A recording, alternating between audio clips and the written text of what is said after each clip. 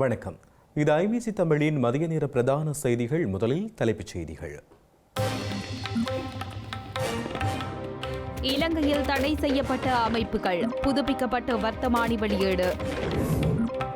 ஊடகவியலாளர் ஐயாத்துரை நடேசனின் 21வது ஆண்டு நினைவு தினம், நீதி மறுக்கப்பட்ட நிலையில் அஞ்சலி நிகழ்வுகள்.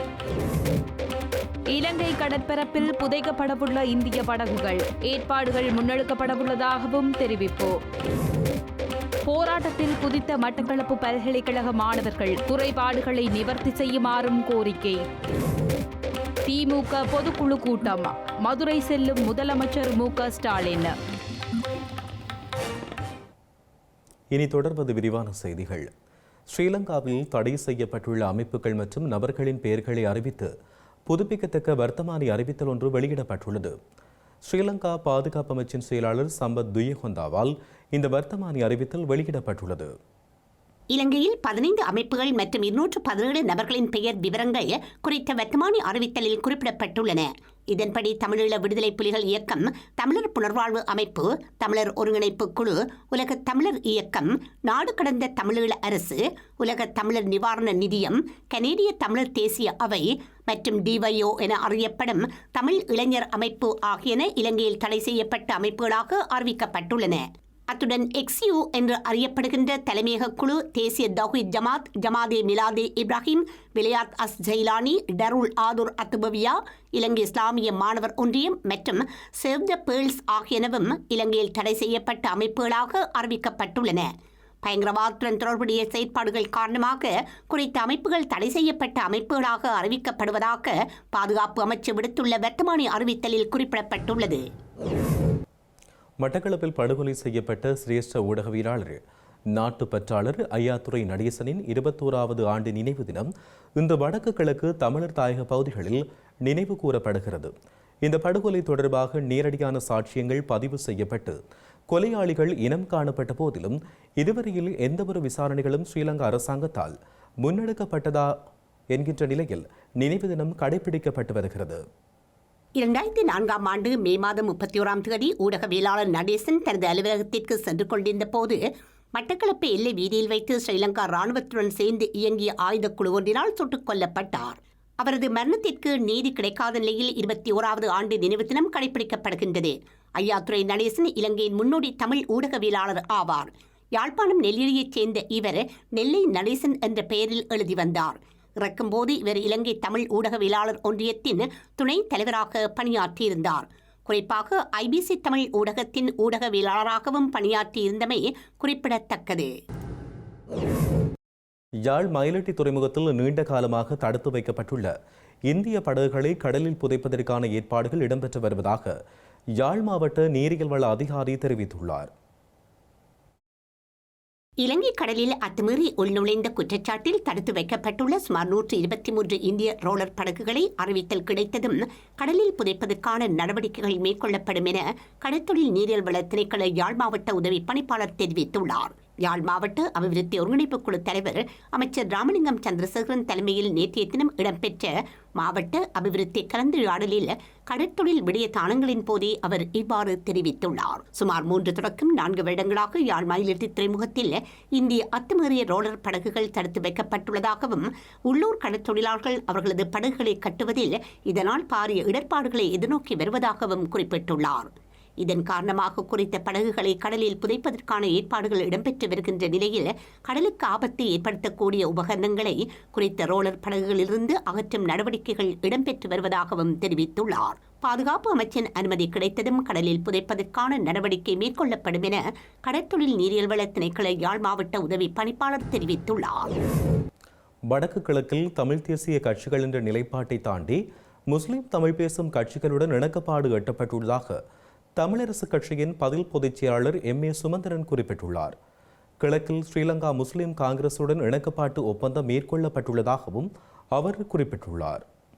விட்டு விலகி இருக்கிறதுக்கான காரணம் வடகிழக்கிலே 2 முஸ்லீம் கட்சிகளோடும் எங்களுக்கு ஒரு உடன்பாடு ஏற்பட்டிருக்கிறது. ஏற்கனவே ஸ்ரீலங்கா முஸ்லீம் காங்கிரஸோடு சில இடங்களிலே நாங்கள் ஒப்பந்தங்கள் கூட கைச்சாத்திட்டு இருக்கிறோம். ஸ்ரீலங்கா முஸ்லீம் காங்கிரஸ் கூட பாரிய விட்டுக் கொடுப்புகளுக்கும் தயாராக இருந்திருக்கிறார்கள். உதாரணத்தை சொன்னால் மூதூர் பிரதேச சபையிலே அங்கே சனத்தொகையை பார்த்தால் 60% மேலே முஸ்லீம் மக்கள். ஆனால் நாங்கள் அதனை 2 வருடம் எங்களுக்குள்ளே பகிர்ந்து கொள்கிறோம். ஆனால் முதலாவது 2 வருடங்களை எங்களுக்கு கொடுத்திருக்கிறார். அப்படியாக பல விட்டுக் கொடுப்புகள் ஓடு நாங்கள் அப்படியான செயற்பாட்டுக்குள்ளே வந்திருக்கிறோம். நாங்கள் தமிழ் பேசும் மாநிலம், வடக்கு கிழக்கு தமிழ் பேசும் ஒரு மாநிலம் என்ற அடிப்படையிலே தான் அந்த மாநிலத்திலே சமஷ்டி அதிகாரங்களை கோருகிற ஒரு கட்சி. அப்படி இருக்கிற போது கிழக்கை விசேஷமாக வடக்கிலேயும் மன்னார் முசலி பகுதிகளை பார்த்தால் தமிழ் பேசுகிற இஸ்லாமியர்களும் இதிலே அடங்குவார். நாங்கள் அப்படியான ஒரு அதிகார பயிர்வை கேட்கிற போது அவர்களோடு ஒரு இணக்கப்பாட்டோடு தான் நாங்கள் பயணிக்க வேண்டியதாக இருக்கிறது. ஆகவே நாங்கள் அப்படியான ஒரு செயற்பாட்டுக்குள்ளே தான் வந்திருக்கிறோம். சர்வதேச இடப்பெயர்வு அமைப்பின் பொறுப்பாளருடன் செந்தில் தொண்டமான் சந்தித்து கலந்துரையாடியுள்ளார். கொழும்பில் சர்வதேச இடம்பெயர்வு அமைப்பின் பொறுப்பாளர் கிறிஸ்டின் பி பார்கோவை இலங்கை தொழிலாளர் காங்கிரசின் தலைவர் செந்தில் தொண்டமான் சந்தித்து கலந்துரையாடியுள்ளார். தோட்ட இளைஞர்கள் இடம்பெயர்வின் போது எதிர்கொள்ளும் பிரச்சினைகள் குறித்து கலந்துரையாடப்பட்டுள்ளது. அத்துடன் அவர்கள் இடம்பெயரும் போது தேவையான உதவிகளை முன்னெடுக்க நடவடிக்கை மேற்கொள்ளுமாறு கிறிஸ்டின் பி பார்கோவிடம் செந்தில் தொண்டமான் தெரிவித்துள்ளார்.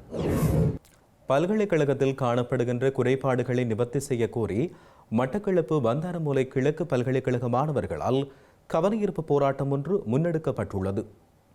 கிழக்கு பல்கலைக்கழகத்தின் கலை கலாசார பீடம் மாணவர் ஒன்றியம் மற்றும் அனைத்து பீட மாணவர் ஒன்றியமும் இணைந்து கவனஈர்ப்பு போராட்டத்தினை முன்னெடுத்துள்ளனர். அனைத்து பீட மாணவர்கள் சார்பாக காணப்படும் கல்வி மற்றும் கல்வி சாராத ஏனைய பிரச்சினைகள் மற்றும் குறைபாடுகளை பல்கலைக்கழக நிர்வாகத்திற்கு தெரிவிக்கும் முகமாக குறித்த போராட்டம் நேற்றைய தினம் முன்னெடுக்கப்பட்டுள்ளது.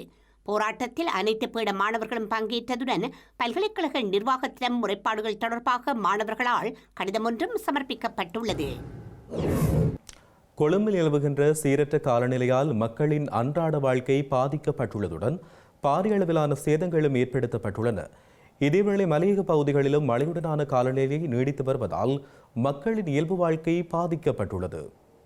பலத்த காற்று மற்றும் கனமழை காரணமாக கொழும்பில் பல பகுதிகளில் மரங்கள் வேரோடு சாய்ந்து சொத்துக்களுக்கு சேதம் ஏற்பட்டுள்ளது. மரங்கள் முறிந்து விழுந்ததில் 5 பேர் காயமடைந்து கொழும்பு தேசிய வைத்தியசாலையில் அனுமதிக்கப்பட்டுள்ளதாக காவல்துறையினர் தெரிவித்தனர். கொழும்பின் பொரல்ல, கிராண்ட் பாஸ், பம்பலப்பட்டி, தெமட்டகுட, மருதானை, ஜாவத்த மற்றும் வெள்ளவத்தை உள்ளிட்ட பல பகுதிகளில் வீதிகளின் குறுக்காக மரங்கள் விழுந்து மக்களின் அன்றாட வாழ்க்கை பாதிக்கப்பட்டுள்ளது. இலங்கையின் மேல், சப்ரகமுவ, மத்திய மற்றும் வடமேல் மாகாணங்களிலும் காலி மற்றும் மாத்தறை மாவட்டங்களில் மழை அல்லது இடியுடன் கூடிய மழை பெய்யக்கூடும் என ஸ்ரீலங்கா வளிமண்டலவியல் திணைக்களம் எதிர்வு கூறியுள்ளது. மேல் மற்றும் சப்ரகமுவ மாகாணங்களிலும் நுவரெலியா, கண்டி, காலி மற்றும் மாத்தறை மாவட்டங்களின் சில இடங்களில் 75 மில்லிமீட்டருக்கு மேல் பலத்த மழை பெய்யக்கூடும் என ஸ்ரீலங்கா வளிமண்டலவியல் திணைக்களம் எதிர்வு கூறியுள்ளது. வடமத்திய மாகாணத்திலும் மன்னார் மற்றும் ஹம்பாந்தோட்டை மாவட்டங்களிலும் பல தடவைகள் மழை பெய்யக்கூடும் எனவும் தெரிவித்துள்ளது. மத்திய மலைநாட்டின் மேற்கு சரிவு பகுதிகளிலும் வடக்கு வடமத்திய வடமேற்கு மாகாணங்களிலும் ஹம்பாந்தோட்டை மற்றும் திருகோணமலை மாவட்டங்களிலும் அவ்வப்போது மணிக்கு 50 கிலோமீட்டர் வேகத்தில் பலத்த காற்று வீசக்கூடும் எனவும் ஸ்ரீலங்கா வளிமண்டலவியல் திணைக்களம் அறிவித்துள்ளது. நாட்டின் ஏனைய பகுதிகளில் அவ்வப்போது மணிக்கு 30 தொடக்கம் 40 கிலோமீட்டர் வேகத்தில் ஓரளவு பலத்த காற்று வீசக்கூடும் எனவும் எதிர்வு கூறியுள்ளது. இடியுடன் கூடிய மழையின் போது ஏற்படக்கூடிய தற்காலிக பலத்த காற்று மற்றும் மின்னல் காரணமாக ஏற்படும் ஆபத்துக்களை குறைப்பதற்கு தேவையான முன்னெச்சரிக்கை நடவடிக்கைகளை எடுக்குமாறு எச்சரிக்கை விடுக்கப்பட்டுள்ளது. ஸ்ரீலங்காவில் நடைபெற்று முடிந்த உள்ளூராட்சி மன்ற தேர்தலில் தேர்ந்தெடுக்கப்பட்ட உறுப்பினர்களின் பெயர்களை தேர்தல்கள் ஆணைக்குழுவிடம் சமர்ப்பிப்பதற்கான காலக்கெடு நேற்று நள்ளிரவுடன் நிறைவடைந்துள்ளது. 161 உள்ளூராட்சி மன்றங்களுக்குரிய உறுப்பினர் பெயர் விவரங்களை வர்த்தமானி அறிவித்தலில் பிரசுரிப்பதற்கான ஆவணம் அரசு அச்சக திணைக்களத்துக்கு அனுப்பி வைக்கப்பட்டுள்ளது. உள்ளூராட்சி மன்ற தேர்தலில் தேர்ந்தெடுக்கப்பட்ட உறுப்பினர்களின் பெயர்களை குறிப்பிடும் வர்த்தமானி அறிவித்தல் இன்று தேர்தல் ஆணைக்குழுவால் வெளியிடப்படவுள்ளது. பொது நிர்வாகம், மாகாண சபைகள் மற்றும் உள்ளூராட்சி அமைச்சர் கடந்த பிப்ரவரி 17 வெளியிட்ட வர்த்தமானி அறிவிப்பினூடாக உள்ளூராட்சி நிறுவனங்களின் பதவிக்காலம் 2025 ஜூன் 2 ஆரம்பிக்க வேண்டும் என குறிப்பிட்டுள்ளார். தேர்ந்தெடுக்கப்பட்ட உறுப்பினர்களின் பெயர்களை உடனடியாக தேர்தல் ஆணைக்குழுவிடம் சமர்ப்பிக்க உத்தரவிட்டு கடந்த மே 27 தேர்தல் ஆணைக்குழு வர்த்தமானி வர்த்தமானி அறிவிப்பு ஒன்றை வெளியிட்டிருந்தது. உறுப்பினர்களின் பெயர்கள் வர்த்தமானியில் வெளியிடப்பட்ட பிறகு உள்ளூராட்சி மன்ற தேர்தலின் போது 50% பெரும்பான்மை வாக்குகளை பெற்ற கட்சியால் பரிந்துரைக்கப்பட்ட உள்ளூராட்சி மன்றங்களுக்கான தவிசாளர் மற்றும் உப தவிசாளரின் பெயர்களையும் தேர்தல் ஆணைக்குழு வர்த்தமானியில் வெளியிடவுள்ளதாக தெரிவிக்கப்பட்டுள்ளது. யாழ்ப்பாணம் மானிப்பாய் பகுதியில் நீண்ட காலமாக வீட்டில் கசிப்பு உற்பத்தி மற்றும் விற்பனையில் ஈடுபட்டு வந்த சந்தேக நபர் ஒருவர் காவல்துறையினரால் கைது செய்யப்பட்டுள்ளார். யாழ்ப்பாணம் மானிப்பாய் சுதுமலை பிரதேசத்தில் நீண்ட நாட்களாக வீட்டின் சமையலறையில் கசிப்பு உற்பத்தி செய்து வந்த 36 வயதுடைய ஆணொருவரே இவ்வாறு கைது செய்யப்பட்டுள்ளார். கோப்பாய் ஊரளி பகுதியில் 40 லிட்டர் கசிப்புடன் கைது செய்யப்பட்ட சந்தேக நபரின் வாக்குமூலங்களுக்கு அமைவாக சுதுமலை பகுதியைச் சேர்ந்த குறித்த நபர் கைது செய்யப்பட்டுள்ளார். இதன்போது 600 லிட்டர் கோடா 60 லிட்டர் கசிப்பு உற்பத்திக்கு பயன்படுத்தப்படும் உபகரணங்கள் மற்றும் சிலிண்டர் என்பன கோப்பாய் காவல்துறையினரால் கைப்பற்றப்பட்டுள்ளன. கோப்பாய் காவல்துறையினரும் கோப்பாய் விசேட காவல்துறை புலனாய்வு பிரிவினரும் இணைந்து கைது நடவடிக்கைகளை மேற்கொண்டுள்ளனர். மட்டக்களப்பு காத்தான்குடி காவல்துறை பிரிவுக்குட்பட்ட காத்தான்குடி நகரில் இன்று நண்பகல் வர்த்தக நிலையம் ஒன்றில் தீப்பரவல் ஏற்பட்டுள்ளது.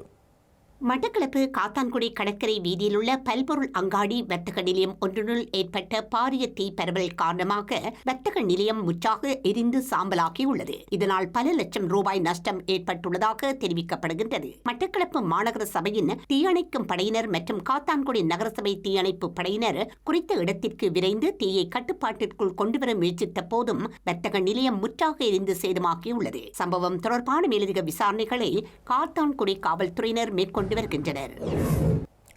திமுக பொதுக்குழு கூட்டத்தில் பங்கேற்பதற்காக முதலமைச்சர் மு.க.ஸ்டாலின் இன்று விமானம் மூலம் மதுரைக்கு செல்ல உள்ளார். அவர் இன்றும் நாளையும் மதுரையில் பல்வேறு நிகழ்ச்சிகளில் கலந்து கொள்ள உள்ளார். இதனால் அவர் செல்லும் வழியில் ட்ரோன்கள் மற்றும் ஆளில்லா வான்வெளி வாகனங்கள் பறக்க தடை விதிக்கப்பட்டுள்ளது. செய்திகளின் நிறைவாக மீண்டும் தலைப்புச் செய்திகள். இலங்கையில் தடை செய்யப்பட்ட அமைப்புகள், புதுப்பிக்கப்பட்ட வர்த்தமானி வெளியீடு. ஊடகவியலாளர் ஐயாத்துரை நடேசனின் 21வது ஆண்டு நினைவு தினம், நீதி மறுக்கப்பட்ட நிலையில் அஞ்சலி நிகழ்வுகள். இலங்கை கடற்பரப்பில் புதைக்கப்படவுள்ள இந்திய படகுகள், ஏற்பாடுகள் முன்னெடுக்கப்படவுள்ளதாகவும் தெரிவிப்பு. போராட்டத்தில் குதித்த மட்டக்களப்பு பல்கலைக்கழக மாணவர்கள், குறைபாடுகளை நிவர்த்தி செய்யுமாறும் கோரிக்கை. திமுக பொதுக்குழு கூட்டம், மதுரை செல்லும் முதலமைச்சர் மு.க.ஸ்டாலின். இத்துடன் ஐபிசி தமிழின் மதிய நேர பிரதான செய்திகள் நிறைவடைகின்றன. உடனுக்குடன் நீங்கள் செய்திகளை அறிந்து கொள்ள ibctamil.com என்கின்ற நமது இணையதளத்தை பார்வையிடுங்கள். வணக்கம்.